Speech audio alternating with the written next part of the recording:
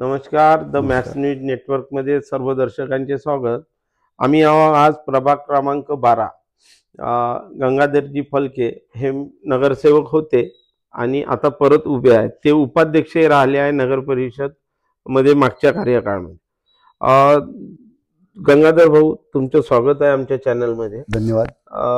सगळ्यात पहिला प्रश्न की तुम्ही ज्यावेळेस नगरसेवक झाले हो. त्यावेळेस या प्रभागाची काय स्थिती होती आणि तुमच्याकडे काय चॅलेंजिंग होत्या, की इथे काय काय काम करायचे बाकी होते, काय केले आणि येणाऱ्या काळात काय कराल, हे सविस्तर माहिती. मी जेव्हा उमेदवार म्हणून उभा झालो त्यावेळेस 25 वर्षाच्या कार्यकाळात जितके नगरसेवक लोक झाले, 5 वर्ष म्हणजे 5-5 वर्षाचा एका नगरसेवकाचा कार्यकाळ राहते. त्याच्यामुळे काय झालं का माझ्या स्वतः घरची लाईन सुद्धा 500 मीटरच्या दूर होती. एकही प्रभागामध्ये इलेक्ट्रिसिटीची सुद्धा व्यवस्था नव्हती. आपण बघता आंबेडकर पुतळ्यापासून तर गॅस गोडाऊन रोड, आपण बघता आंबेडकर पुतळ्यापासून तर सरळ आपला रेल्वे क्रॉसिंग पर्यंत जनता किराणा स्टोअर्स पर्यंतचा रोड, आपण बघता परसोडी पासून तर शरद वाघमारे ते रेल्वे क्रॉसिंगचा रोड इतका अंधकारमय होता की एक कुटुंब का 10-20 जण जरी लेडीज फिरू शकता तरी फिरत नव्हत्या. इतकं हे परिस्थिती वाईट होती. अच्छा, त्यावेळेची परिस्थिती म्हणजे लाईटची खूप मोठी समस्या होती. रोड लाईटची ते पूर्ण केली. त्याच्यानंतर मोठे मोठे सिमेंट रोड त्या आंबेडकर पुतळ्यापासून तर तिकडे बारेकरच्या किराणापर्यंत, आंबेडकर पुतळ्यापासून तर दिलीप सोनटेके यांच्या घरापर्यंत पेविंग ब्लॉकचं, आंबेडकर पुतळ्यापासून तर सरळ आपला शरद वाघमारेच्या इकडेपर्यंत, आणि प्रभागातील छोटे छोटे मोठे मोठे रोड जे सिमेंटीकरणचे रोड, आणि प्रभागातील संपूर्ण नाली अंडरलाईन सगळं माझ्या व्यवस्थेतील. माझी जनता मला माहिती आहे, सगळ्यांना मी आवडता होतो. 24 तास अवेलेबल असणारा नगरसेवक.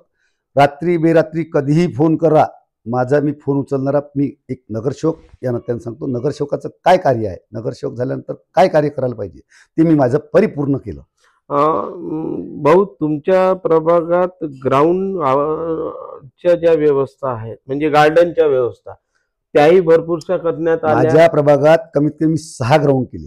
इतके खोल होते की कमीत कमी 3-3, 4-4 फूट खड्ड्याचे ग्राउंड जागा होती. मी 50, 60 गाड्या जेव्हा नागपूर उमरेड हायवे जेव्हा सुरू झाला तर तिथं मी स्वतः इनिशिएट घेऊन 50, 60 गाड्या ह्या प्रत्येक ग्राउंडवर लेवल केल्या. त्याच्यानंतर वॉल कंपाऊंड केली, 3 ट्रॅकिंगचे हे केले. पंडित नेहरूचे शाळेसमोरील ग्राउंड, धांडे ॲडव्होकेट स्वर्गीय रमाकांत धांडे यांच्या समोरील ग्राउंड, नथुजी तेलमासरे म्हणजे बसस्टँडच्या पाठीमागचं ग्राउंड, पाण्याच्या टाकी भोवतालची संपूर्ण वॉल कंपाऊंड, माझ्या घरासमोरील हनुमान मंदिर आहे तिथली वॉल कंपाऊंड, डोकरमारे साहेबांच्या घरासमोरील जे वॉल कंपाऊंड जिथं मस्जिद हे ते राहत होते, पाणी डबके साचलेले राहत होते, त्याला लेवल केलं.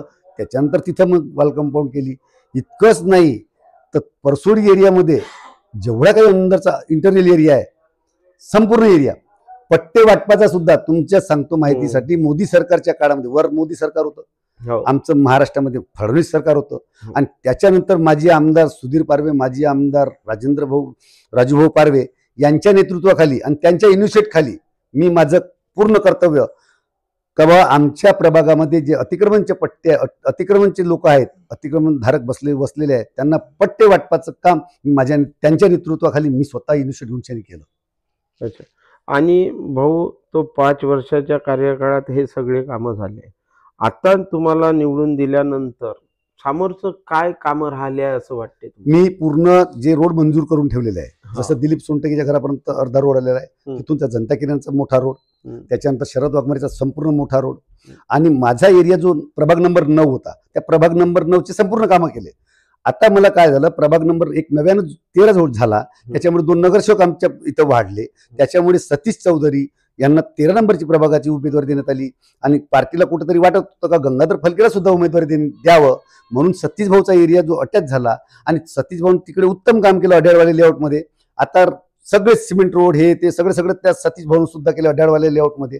आता उर्वरित जे पेविंग ब्लॉक आहे काही आहे, त्यांनी तर अंडरग्राऊंड विद्युत लाईन सुद्धा तिथं 50-50 लाखाची केली. इव्हन दॅट आपल्या आला वाघमारे शाळेसमोरचं ग्राउंड त्याला सुद्धा आता 1 करोडचा निधी आलेला. लवकरच आपलं जेव्हा आपला आचारसंहिता संपेल, आमची निवडणूक झाली की ते सुद्धा आमचं विकसित ग्राउंड होऊन राहिलेलं आहे. तुमच्या 12च्या प्रभागातल्या जनतेला काही मेसेज देऊ इच्छिता? मी मेसेज एवढाच देतो की मी ज्या पद्धतीनं स्वतः 24 तास अवेलेबल असलेला नगरसेवक आणि स्वतः कधीही कुठेही न डगमगता धडाधड कार्य करणारा नगरसेवक जनतेला पाहिजे असेल आणि मी खरोखर कार्य करणारा नसेल तर मला वोट द्या नको, पण मला मी जर तुमचं पूर्ण कार्य केलं असेल तर मला जनतेने भरभरून निवडून द्या. माझ्याबरोबर असणारी जी निधी नौकरकर आहे तिलाही निवडून द्या आणि माझ्याबरोबर जो माझा अध्यक्षाचा कॅन्डिडेट आहे प्राजक्ता कारू यांनाही द्या आणि भरभरच जे नगर परिषदेचा विकास कसा होईल हे जनतेने द्यावं. आणि एवढंच बोलतो, मी आवाहन करतो की आणि मी विनंती सुद्धा करतो प्रभाग नंबर 12 मधील मतदारांना की त्यांनी माझ्या विनंतीला मान देऊन आणि माझ्यासारख्या नगरसेवकांना आणि अध्यक्षांना जास्तीत जास्त मतानं भरघोस मतानं निवडून द्या, एवढीच विनंती करू शकतो. धन्यवाद. थँक्यू.